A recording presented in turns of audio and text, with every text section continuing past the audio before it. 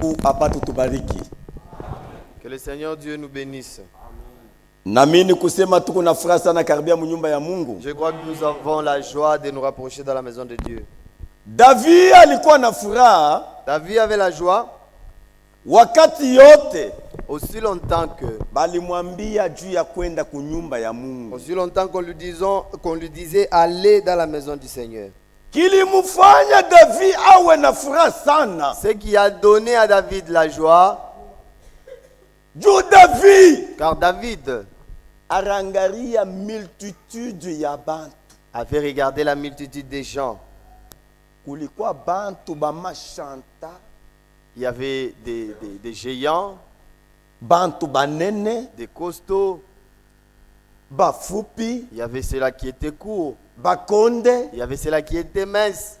Mais parmi tous ces gens-là, Mungu hakutupa macho kwapo. Dieu n'avait point regardé, n'avait point jeté les yeux sur eux. Mais Mungu, Dieu, il a fait en sorte que dans leur famille, il y avait des jeunes hommes qu'il fallait.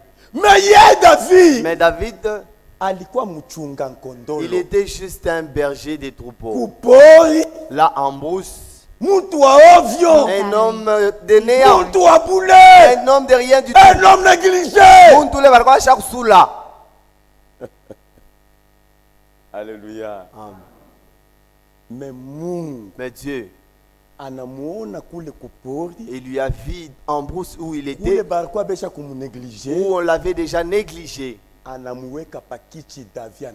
Il lui a tiré de là et lui a placé sur le trône. David est devenu roi. Alléluia. Amen.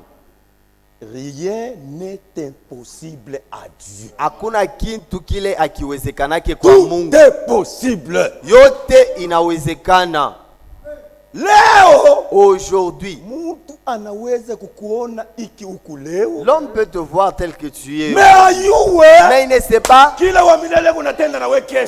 que Dieu fera avec toi demain.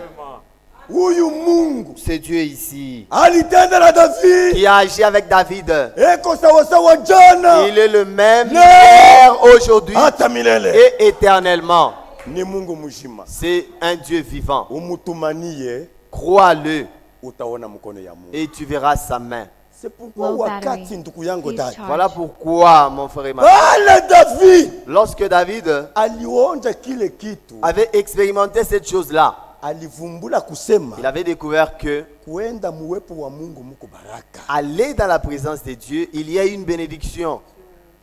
Amen. C'est pourquoi ta venue est une grande bénédiction. Tu ne sortiras pas d'ici tel que tu es venu, mais tu vas sortir avec le roi des rois. Que le Seigneur nous bénisse beaucoup. C'est pourquoi ce soir, déposons-lui nos fardeaux. Déchargeons-nous sur lui.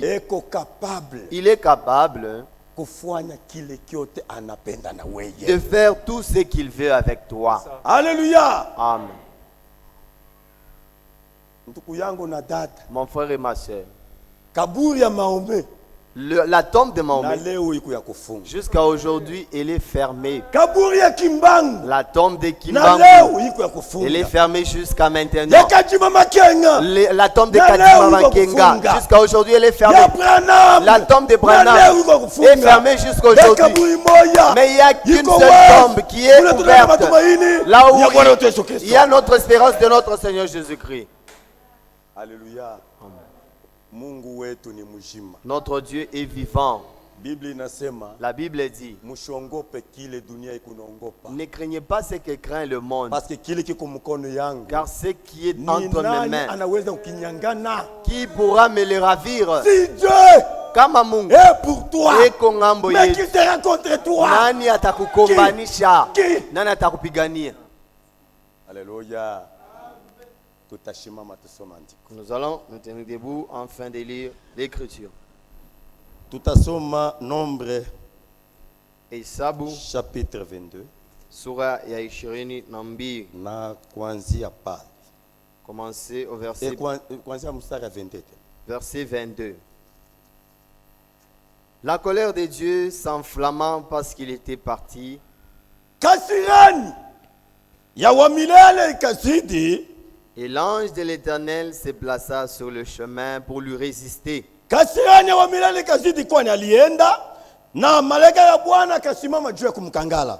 Balaam était monté sur son ânesse. Balaam alikuwa mwenye kupanda papunda wake. Et ses 2 serviteurs étaient avec lui. Na batumishi bawili balikuwa pamoja naye. L'ânesse vit l'ange de l'Éternel qui se tenait sur le chemin. Punda akaona malaika wa Bwana alikuwa barabara. Son épée nue dans la main. Upanga makali mu mkono. Elle se détourna du chemin et alla dans les champs. Akatoka munjia na akenda mu mashamba. Mungu abariki kusoma neno. Amen. Que Dieu bénisse la lecture de sa parole. Nous pouvons nous rasseoir. Tuendelee ndugu yangu. Balaam frappa l'ânesse pour la ramener dans le chemin. Balaam akapika mpunda juu ya kumrudisha barabarani. L'ange de l'Éternel se plaça dans un sentier entre les vignes. Malaika wa Bwana akasimama katikati ya njia, katikati ya mizabibu. Il y avait un mur de chaque côté. Palikuya kibumbashi ngambo na ngambo. L'ânesse vit l'ange de l'Éternel. Mpunda akaona malaika wa Bwana. Elle se serra contre le mur. Akamubana paka kukibumbashi. Et pressa le pied de Balaam contre na le mur. kuweka mikulu ya Balaam kukibumbashi. Balaam la frappa de nouveau. Balaam akamupika mara ingine. L'ange de l'Éternel passa plus loin. Malaika wa Bwana akaenda kule mbali. Et se plaça dans un lieu où il n'y avait point d'espace pour se détourner à droite ou à gauche. Akaenda kusimama fashi hapa kukue kupitia kuume wala kushoto. L'ânesse vit l'ange de l'Éternel. Mpunda akaona malaika wa Bwana. Et elle s'abattit sur Balaam. Akainama mbele ya Balaam. La colère de Balaam s'enflamma et il frappa l'ânesse avec un bâton. Kasirani ya Balaam ikazidi akamupika tena mpunda. L'Éternel ouvrit la bouche de l'ânesse et elle dit à Balaam. Wa milele anafungula kinwa ya mpunda na akasema kwa Balaam. Que t'ai-je fait pour que tu m'aies frappé déjà 3 fois? Mina kufanya nini? Hivi unanipika inakuwa mara 3. Balaam répondit à l'ânesse. Balaam akamujibu mpunda. C'est parce que tu t'es moqué de moi. Juu unanichezea weye. Si j'avais une épée dans la main, kama nilikuya na upanga mu mkono, je te tuerais à l'instant. Nilipaswa kuwa paka. L'ânesse dit à Balaam. Mpunda akamwambia Balaam. Ne suis-je pas ton ânesse? Sina mpunda wako. Que tu as tout le temps monté jusqu'à ce jour. Ula unapandaga kila mara mashiku yote. Ai-je l'habitude de te faire ainsi? Nekalaka na uwezo ya kukufanya vile. Il répondit non. Akajibu hapana. L'Éternel ouvrit les yeux de Balaam. Wa milele akafungula macho ya Balaam. Et Balaam vit l'ange de l'Éternel qui se tenait sur le chemin. Na Balaam akaona malaika ya Bwana akashimama mu barabara. Son épée nue dans la main. Upanga ya makali kumukono. Et il s'inclina et se prosterna sur son visage. Akakunjama na akapika magoti mbele ya kuabudu malaika. L'ange de l'Éternel lui dit. Malaika wa Bwana akamwambia. Pourquoi as-tu frappé ton ânesse déjà 3 fois? Juu ya nini unapika mpunda wako inakuwa mara 3? Voici je suis sorti pour te résister. Angalia militoka juu ya kukukangala. Car c'est un chemin de perdition qui est devant moi. Voilà. Parce que njia ni njia ya upotevu yenye kuya mbele yako. Mungu abariki kusoma neno lake. Amen. Ndugu yangu na dada. Mon frère et ma soeur. Tukunazungumuza yule ya shina yetu. Nous parlons sur le thème intitulé. Inaitwa. Intitulé. Arrive-t-il à Dieu? Inezi kumufikia Mungu. De changer sa pensée. Abadilishe mawazo yake. À propos de sa parole. Kufuatana na vile neno yake nasema kamwe. Kamwe. Na kamwe. Alléluia. Amen. Ndugu yangu Mungu. Mon frère, Dieu. Anabakia Mungu mwaminifu kwa sauti yake. Il reste un Dieu fidèle à ses paroles. Voilà. Parce qu'anasema. Car il dit. Tout homme. Muntu wote. Soit reconnu pour mentir. Akuwe kama mdanganyifu. Mais seul Dieu. Bali Mungu peke yake. Pour vrai. Akuwe wapya kweli. Alléluia. ndugu yangu na dada, mon frère et ma soeur, Balaam alikuwa mtumishi wa Mungu, était un serviteur de Dieu, sawa mimi, comme moi. alianza kutangaza neno la Mungu, Il publiait la parole de Dieu, alianza kuhubiri, il prêchait. mais il fit un temps. Sasa kulimufikia wakati moja, Israël, Dieu l'a visité. Mungu alitembelea Israël. Na quand Dieu l'a visité, Lorsque Dieu a visité Israël, le chemin par lequel Israël devait passer ni pas Moab, était sur Moab. Alléluia. Balak, Moab, le roi de Moab, mwenye kupata habari, qui avait reçu la nouvelle, namuna kani de la sorte dont, Mungu alitenda majabu, de la façon dont Dieu avait agi Israël, avec Israël, namuna mkono ya Mungu, de la façon dont la main de Dieu avait accompagné Israël. Ndugu yangu na dada, mon frère et ma soeur, Mungu anasema, Dieu dit, kile Mungu alibariki, ce que Dieu a béni, ni nani anaweza kukilani? Qui peut le maudire? Ce que Dieu a béni, kile Mungu alibariki, qui va le maudire? Nani ataweza kukilani? Nani na nani? Amen. Amen. Mungu mwenye kubariki taifa yake, Dieu a déjà béni son peuple. Mwenye kufashia neema taifa yake, il a fait grâce à son peuple, itoki, que son peuple quitte. Anabatambusha, il les a fait traverser mubahari nyekundu, la mer rouge. Bible kunasema, la Bible dit, pale baranza kutoka, lorsqu'il sortait, Pharaon na jeshi yake et son armée iraanza kubafata, le suivait derrière. Il les poursuivait derrière, disant, vous là, nous avions voulu que vous puissiez rester des esclaves à toujours. Mais vous sortez, vous partez. Aujourd'hui, nous allons savoir que entre vous et nous, qui a le véritable Or, eux avaient leur Dieu, mais celui qui avait le véritable Dieu, c'était Israël. Mon frère et ma soeur, lorsque Dieu avait dit qu'ils sortent, il a fallu sortir. Mais l'homme, comme il a voulu être esclave, il y avait une loi d'aller au poteau du temple, qu'il se fasse percer son oreille, qu'on lui mette un anneau et qu'il reste esclave à perpétuité afin de servir l'Égypte. Alléluia.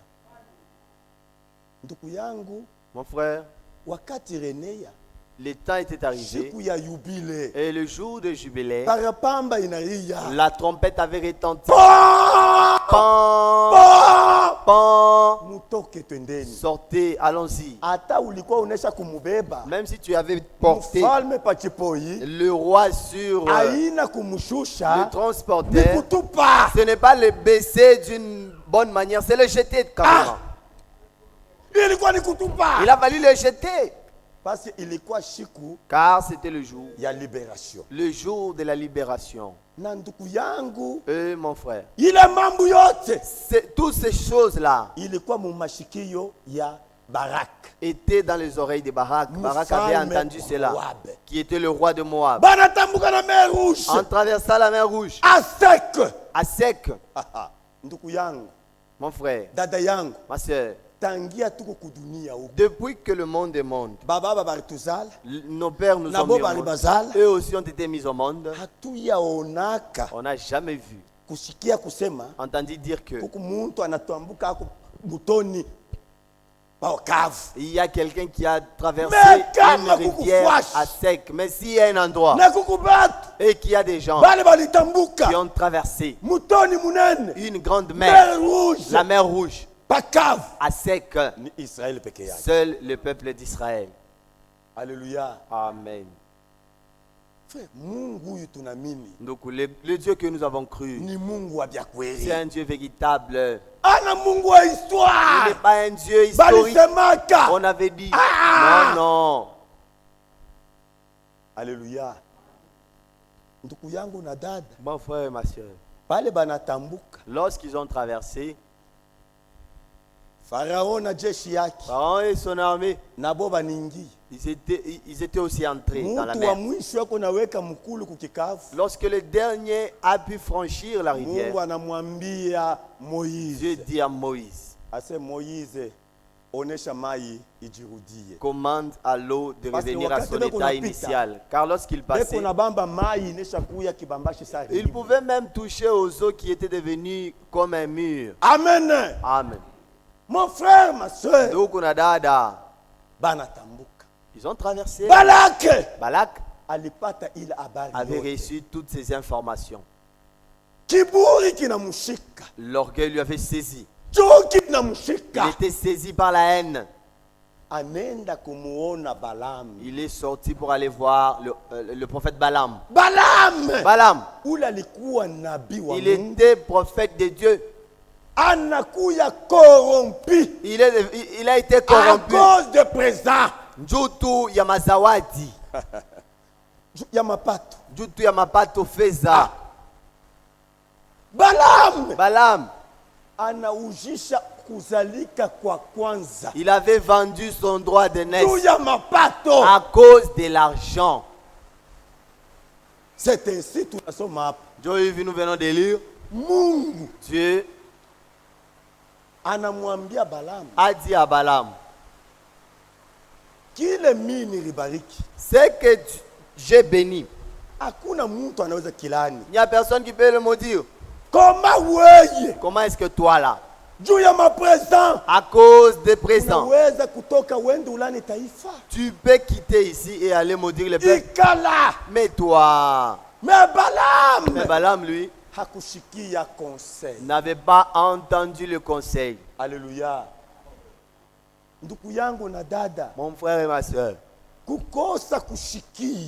manquer de ne pas comprendre, c'est la mort. Amen. Amen. Manquer de ne pas saisir, c'est la mort tout simplement. Dieu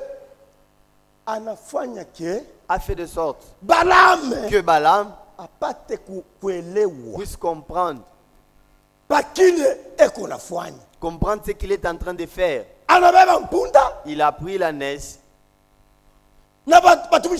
et ses deux serviteurs, il s'est mis en route.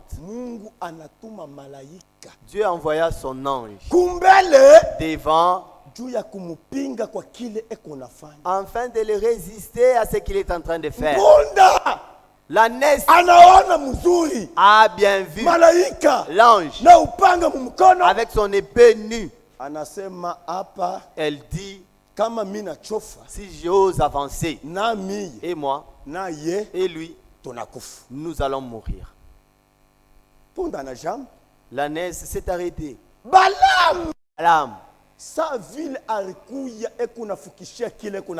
comme il poursuivait son objectif. Nous devons savoir le motif qui nous amène ici. Nous venons ici pour quel motif?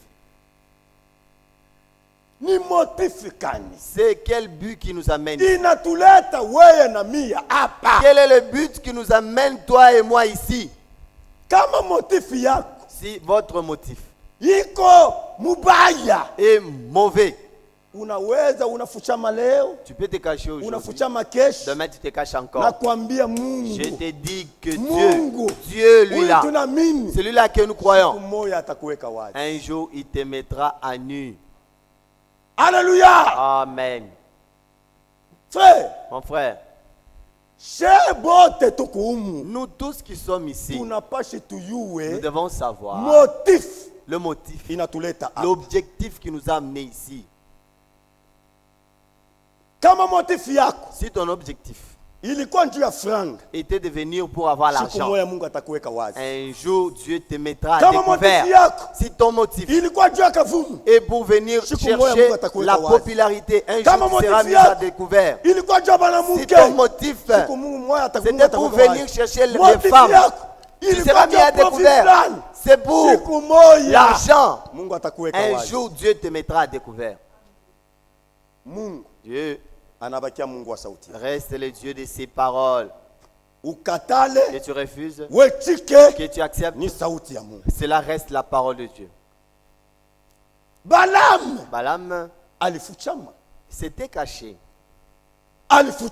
Il s'était bien caché. Qui pouvait penser que Balaam pouvait être corrompu? Parce que quand la Bible dit, il dit, Balaam,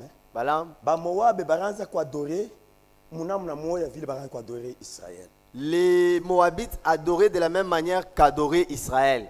Mais la différence, et ils étaient devenus une organisation. Car ils n'étaient pas dans les plans de Dieu. Ils sont devenus une organisation. Ils ont commencé à faire Aizuru Nini. Mon frère et ma soeur, toi et moi, nous devons craindre Dieu. Ici, c'est un lieu saint. Nous ne pouvons pas. Quoi. Nous ne pouvons pas faire du n'importe quoi. Pana. Dieu, c'est un feu dévorant. Nous devons craindre Dieu. Parce que quand la Bible dit, fais attention à la manière dont tu poses ton pied dans la présence de Dieu. Amen. Nous devons tirer attention. Nous devons avoir la crainte. La crainte. Dieu n'est pas grand-père avec qui on peut se jouer. Dieu dit à Balaam, l'ange vient. Il passe devant. L'ânesse voulait passer même de ce côté. Là où il y a un peu de l'espace. Il a fait en sorte qu'il puisse presser les pieds de Balaam contre le mur. Afin qu'il puisse comprendre qu'il y a quelque chose qui ne va pas là. Il y a quelque chose qui ne marche pas là. Mais Balaam, il avait toujours son cœur dur, son incrédulité. Il avait ne fût-ce que l'incrédulité. Pourquoi? Il voulait être renommé Wakavumu. Un homme renommé. Mon frère et ma soeur, ici, là où nous sommes, s'il y a quelqu'un qui doit être renommé, ce n'est pas moi, Maembe, ni Bwana Yesu Christo. Car le don que j'ai ne m'appartient pas. Celui qui m'a donné, c'est Jésus-Christ. C'est lui qui me l'a donné. Dieu lui seul. Pourquoi me vanterai-je? Comment est-ce que je peux voir en ayant un homme? Non! Apana. Je dois respecter mon autre. Aujourd'hui, je suis ce que je suis. C'est pas la grâce de Dieu. C'est pas la grâce, n'infuse que la grâce de Dieu. Je ne vous dépasse en rien. C'est la grâce. C'est pourquoi la Bible dit l'humilité précède la gloire, mais l'orgueil précède la chute.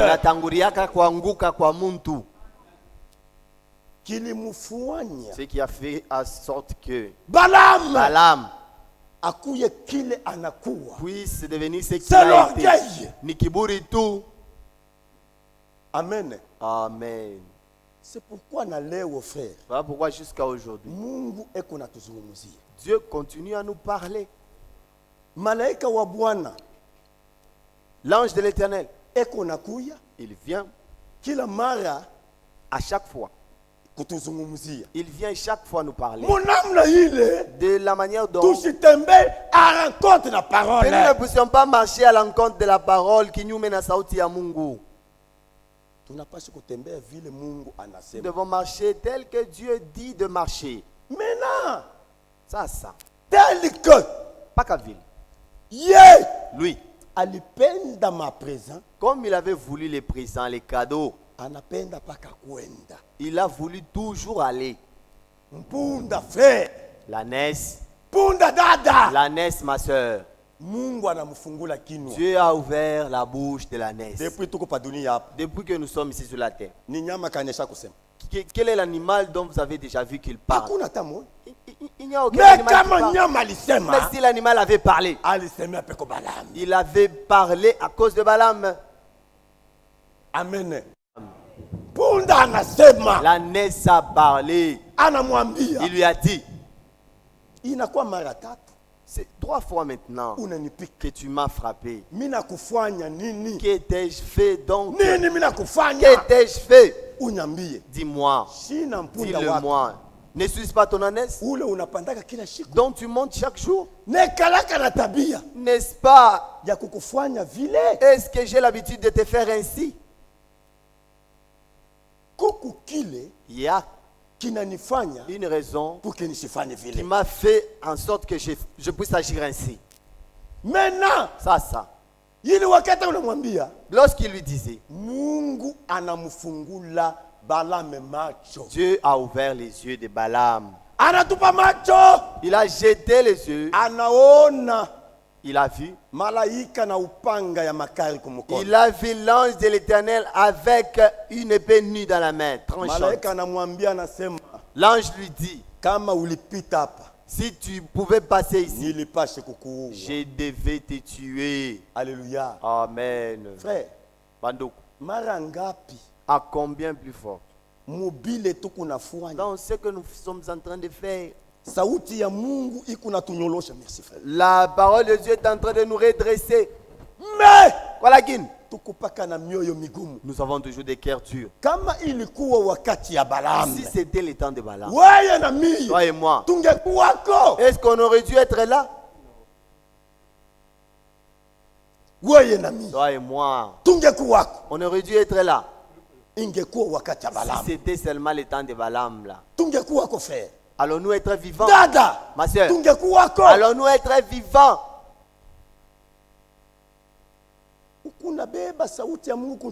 Tu prends la parole de Dieu au bout des doigts. Non, tu ne sais pas ce que Dieu est en train de faire. Il faut être sérieux avec la parole de Dieu. Si nous avions marché à l'encontre de la parole de Dieu, aujourd'hui, Dieu nous rappelle disant, nous sommes dans le chemin de retour. Le serviteur de Dieu nous a parlé. Dans la prière, il a dit,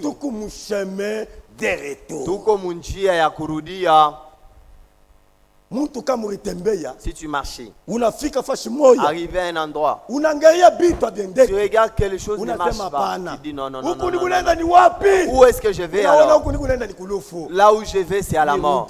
Alors je dois rentrer seulement. Alléluia. Amen. Maintenant, là où il faut rentrer, c'est à la croix. Là où nous devons nous repentir de tous nos péchés, de tous nos fautes. Afin que le Seigneur, lorsqu'il reviendra, que nous soyons prêts à partir.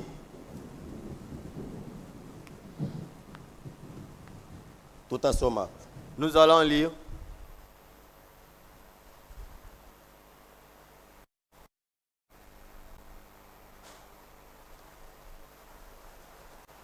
Vous allez me patienter. C'est important.